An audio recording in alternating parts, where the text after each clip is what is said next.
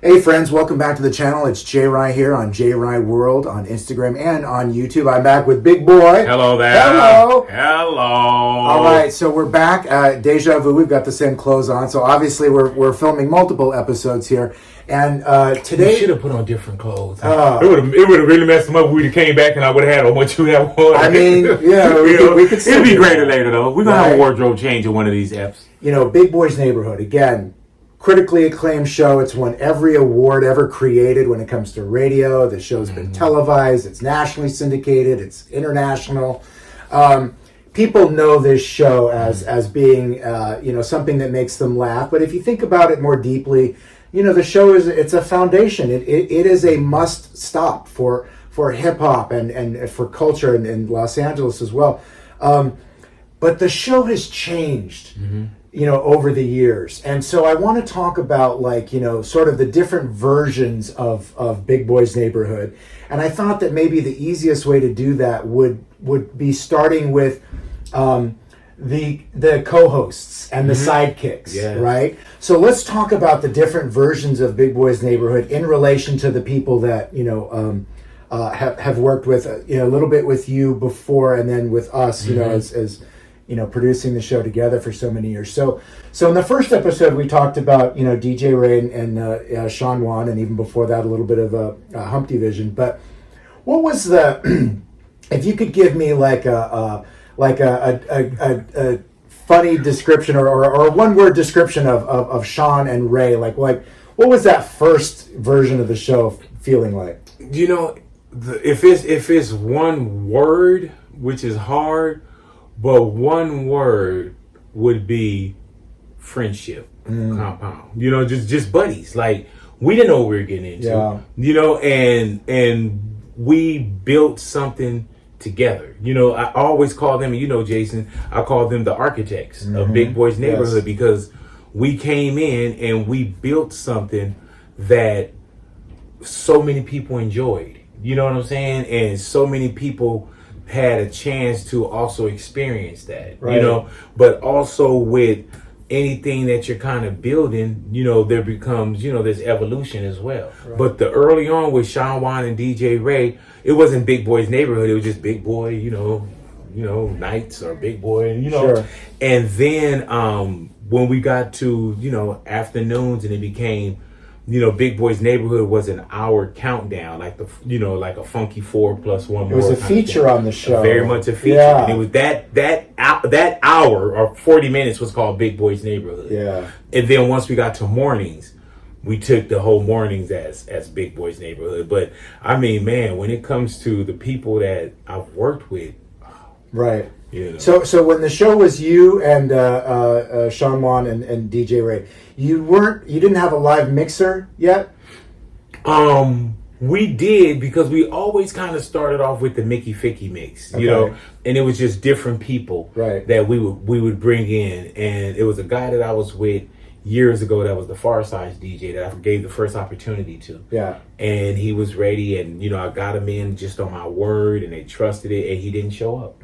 So that's why I remember we were mixing, and then we would have Does he kick himself? All the time, bro. All the time. That's like that's like when you're in Willy Wonka and you watch the other guy you gave the candy bar take the golden ticket. Yeah, and and it was his candy bar. It was his own. It was his own. So but we were always mixing. Because I remember, E-Man came in and, DJ Henry was there. Yeah. And I tried a couple DJs that I knew and, things didn't work out. Right. So right about that time, you would come to mornings. You were, this is 97, rolling into 98. And you're in mornings. You've gone through a couple producers because mornings is a very different game than when you were in afternoons. It's much more competitive. The morning show is it's like the diamond, of most radio stations. The morning show usually gets the most attention. It's got to be the biggest show, the best show.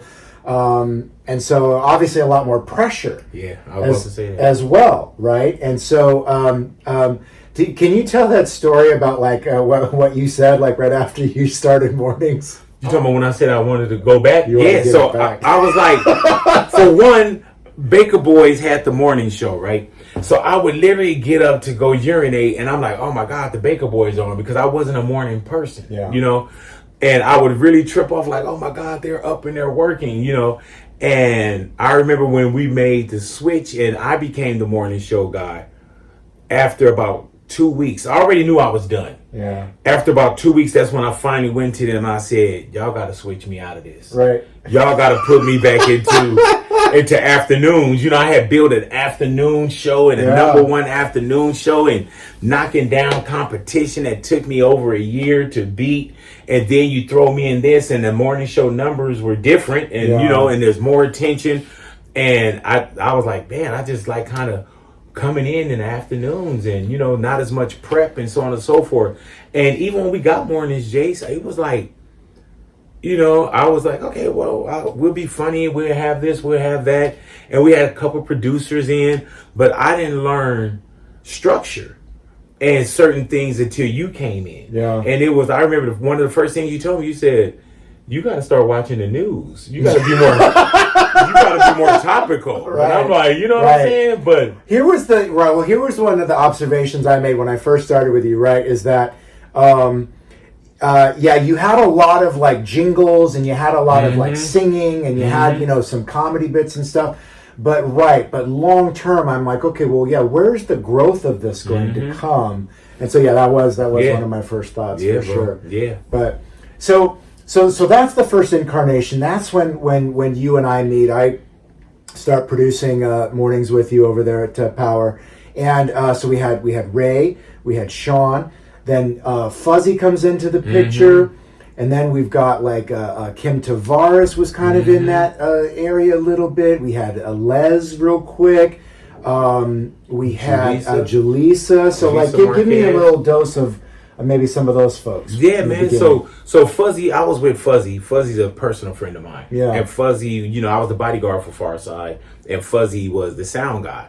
So when I first got my contract, Fuzzy was like one of the first people that I called, and I was like, man, you know, they want me to do this, and you know, what am I going to do every day? And so I would literally write stuff down and I'll say, oh, you know, well, I'll try this, I'll try that. So once we got to mornings, because Fuzz had kind of been around in the nights, you know, just kind of popping in kind of thing. But once we got to mornings, you know, we brought Fuzz in. And Fuzz was actually, you know, microphone, sitting in the chair, you know, adding things to the neighborhood.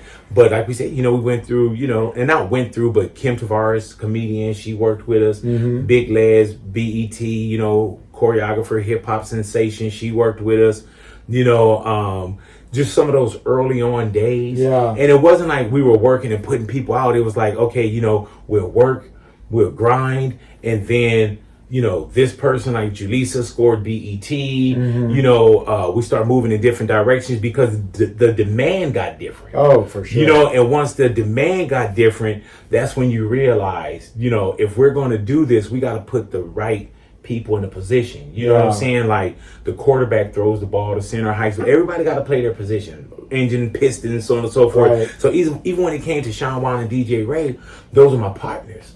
But the demand became different. Yes. And I couldn't get a lot of what we needed out of them. We Right. still love each other till today, but you also had to choose, you know, what this career was going to be. And you created, you know, we created different things for people.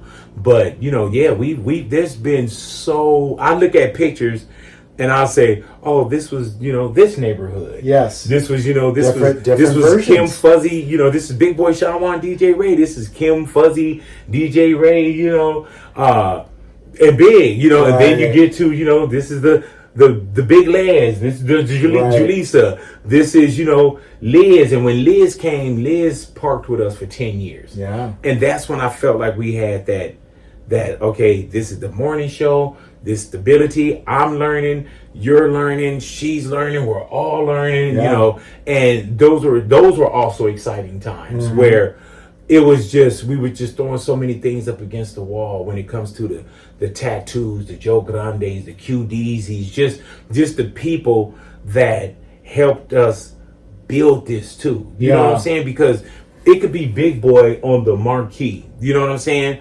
But when you go to a concert, you'll see somebody come out on their microphone, one and they're singing, but you don't see the light person up at the top, how long it took for them to load in production, the sound guy, check. There's so many things that make you look like you're this star. Yeah. And that's what, Rick came, he said, the more people you put around you that do the job, the bigger star you or they will Absolutely. And that's so true, bro. Yeah. We right. I mean, a similar analogy, but it's like we had to create satellites around you that were revolving around you. Yeah, man. And they had to keep moving and adjusting too, because once the to continue with the space analogies, but once the big boy rocket was taking off, you don't put it in auto drive. It's like it's going, and if you can't stay on that rocket, well, the rocket's going to keep going. And for anyone, and it was nothing personal, but things had to keep. And evolving. Myself too. It's not about.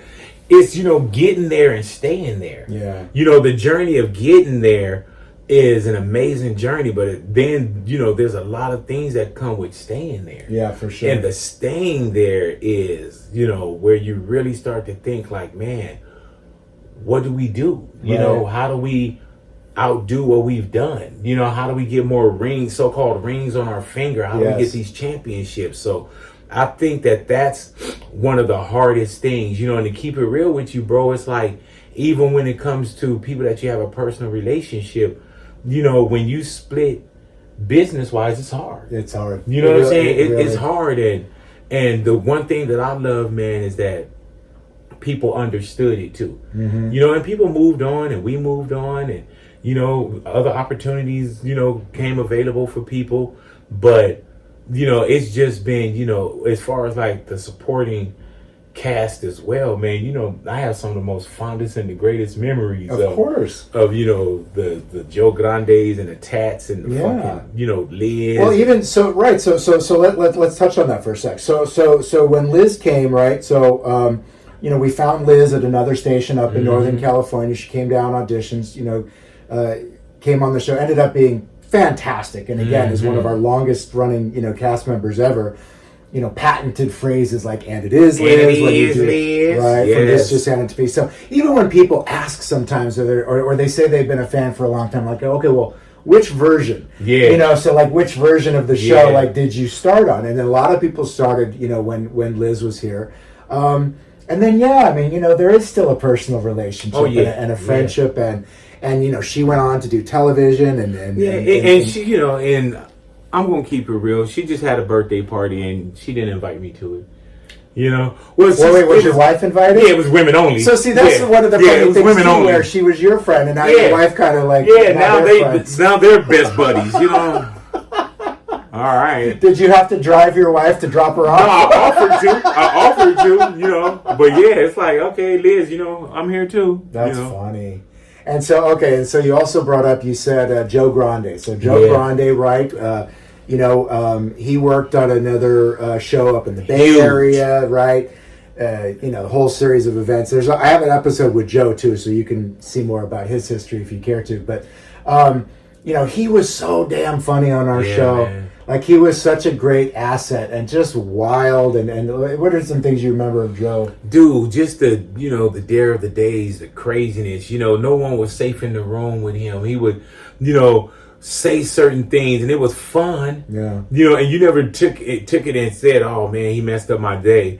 He was just so quick, and he was, Joe's one of those guys, man, where when we were doing bits, they were live, they weren't recorded, and it was like Joe will go into this, and I knew he would always pull it off. Right.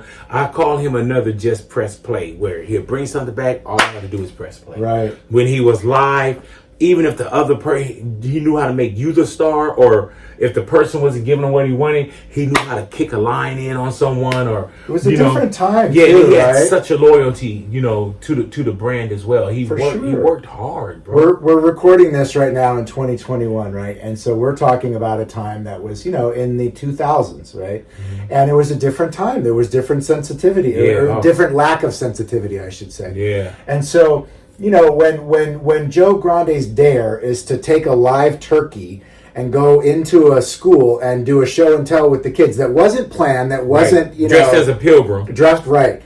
And he ends up getting in big trouble. But like, can you imagine like today? Like we'd all lose our jobs, bro.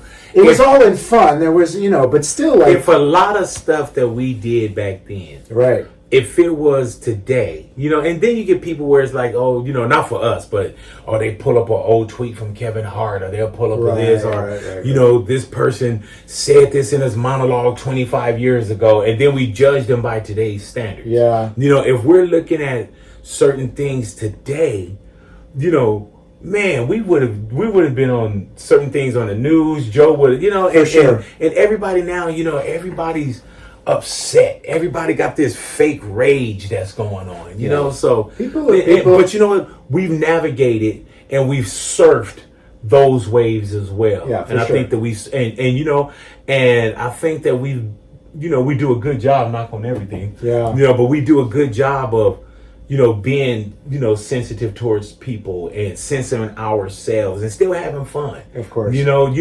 We've never been out, and Jace, like our intentions weren't to go out and hurt someone. Never. That's why when you listen to the neighborhood from today, 10, 15, 20, whatever years ago, we knew how to kind of turn the jokes on ourselves. Yeah. Internalize the things where it was us in the room, as opposed to just looking at somebody and being mean and that kind of thing. Sure. And right. And so then from Joe, then it's like, then we had Tattoo, and oh man, we would have gotten in a lot of trouble for some of the stuff we did with Tattoo. It's so much fun, but again, different climate, right? Man. It's just a different world, Even with Tat, just some of the things, because Tat, the realness, the raw, the naivete, right? Some of the things that he would say on the air, right? We nowadays, bro, like, oh my God, it'll be so many because of the sensitivity. It'll be so many. We apologize, right, and, oh God, those were so funny. Like there's times, man, I just get on with Tat and I say, man, remember this, or he'll send me something. It's like, remember this, like, every Friday, Tattoo's top 5, the 5 things making him mad this week. Like, that was platinum, Yeah, man. And so we come out of that. Time too, and again at that point, like Big Boy's Neighborhood, again it's always been big, but like it just keeps getting bigger and bigger, right? And so then so after Tat, so then we get into the period of time where we've got Crystal, right? Crystal the Sex Crystal, Crystal B. We've got who just got engaged. I know, congrats, Crystal, so exciting. And we've got Louis G. Of course, we've got DJ E-Man, who is like one of the. If you never like listen, you may know E-Man from Power and from mixing and stuff like that, but he is one of the best crap talkers ever. Oh yeah. And so we also a good little wine in him. Yeah, right. Oh my gosh, bro. Watch out at the company party. Yeah. But yeah, so then we kind of came into this next zone of other personalities, and so let's talk a little bit on that time. So we got Louis, we got Crystal. Towards the end there, we had Letty, right? So what are some of your memories there? You know what, man? Just once again, bro, just people coming in and having fun, and now you're in with the Rickies, the Lettys of the world, and the Crystals. That's right. I said Letty, right? Yeah. On air, she was Ricky. Yeah, which I love Letty, and that's what she should have been from the Giddy-Up, bro, Yeah. But just coming in, man, and now you do have the Louis and, Letty, and you have Crystal, and they also know the heritage of the brand. Because when we were building something, it was like, okay, well, this is it, and we continue to build. But now they knew what a Liz sounded like. Yes. And they knew what a Big Boy, and they were, they listened, and now they're in this room. And there was more to live up to. Yeah, there's more to live up to. The bar only goes up. Yeah, there's more to live up to. There's more pressures. We're being managed a different way now. Yes. You know what I'm saying? Yeah. There's more, cooks in the kitchen kind of thing. Yeah. But I just thought that, they really handled and did a great job. To this day, man, Letty is a fucking hip hop encyclopedia, historian, just amazing. What what she pulls off, bro. How much knowledge she has on anything that she want to talk about, and I mean deep rooted, not let me know what the single is. Like she she goes And that's something in. that she just read on a headline of a blog. Right, like No, she knows it, and then in she's her got bone marrow. 10 other levels of facts and details Yeah, beyond man, it. and Crystal's in there, and she's just fun, and watching these, these babies grow. You know what I'm saying, and be wide eyed, and it was just it's a great room too. Mm-hmm. You know what I'm saying, and then you did have some of the powers that be that wanted conflict and things of that nature, but I remember. But it was just such it was a good room, man, and it was good to be a part of that, and hopefully they were they're happy to be a part of what what they helped us build as well. Yeah. So then that's about the end of our time working at Power 106. We're going to do a whole episode just on making the move to iHeart. Wow. So that's going to be its own whole episode, because there's a lot the audience doesn't know about that. And I don't talk about Yeah, but I don't sit down. We'll still say what we can. Yeah. Trust me, I'm gonna say a lot. I'm gonna say a lot. But then a lot of people know today's version of Big Boy's Neighborhood, which I mean, at this moment, like, we just lost Ide, but for the past couple years, this has been Big Boy, Natalia Perez, Louis G, Ide Vargas, and Vic One, is our mixer now. That we're at iHeart, and now, again, another version of the neighborhood. That's very different. Yeah. Yeah. So, but. What do you feel about? And again, we're going to get into the move of the iHeart. But again, just touch on the Ide and the Natalia and maybe Vic a little bit. You know what, man? Vic, when I was at Power in the Nights, Vic came up to host a segment that I did called Fat Five at Night. Same with Natalia, which is crazy because Natalia came up with her high school cheerleading team, right? And of course, I don't remember like, oh, that was Natalia, right? Because you didn't know. And so Vic, to this day, I got the picture. He sent it to me. Yeah. But Vic is one of those guys, man, that when and we'll get more into it, but when it was time to make that move, he made the move. Yes. He believed in the man and not just the brand. Yes. And Ide is personal. Like Ide, I met at the Staples Center. And she's just, she's like a real, she's a real person, a real soul. She'll say what's on her mind, and she don't mind conflict. You know what I'm saying? And there were times when I probably couldn't say something, and Ide was like on it, or she'll say something. I'm like, dude, that's what I was thinking. We had so many great segments with Ide, but specifically in that frame. It's like, Ide would always be able to, inform us on, DACA and what was happening at the border, or the, latest and she cared about real issues. Yes. You know what I'm saying? Like, she would, even in meetings or just off air, she would say, Big, we should be talking about this. Yes. And then aside from radio, man, just, the have a souls and the things that she would just give. And even on her birthday, man, she just did a full pay it forward GoFundMe. Even what I gave her, she gave paid it forward. And just good in the room. Personally, I still mess with Ide, and I'm trying to create this other situation for her, but and Natalia too, man. Natalia, she's on maternity leave at the moment while we're sitting here. Yeah. But just great energy in the room too. You know what I'm saying? Like, the thing that's so peppy. Yes, and the thing that's cool about Natalia, again, I'm going to tell the story of how the first time I ever saw Natalia, which is a little cloak and dagger, but I'll tell you that one in the iHeart episode. But because I got a story too. Right. Yeah. Okay. So, but the thing that's great is like Natalia in baseball terms is like the ultimate utility player. It's like she's got the right attitude. She knows how to do a lot, because when she came to our show, she had already worked on other stations for at least 5 years, if I'm remembering it right. Excuse me if I got that wrong, Natalia. But so she already knew a lot. She knew how to do the weather and the traffic and the news, and she was very interested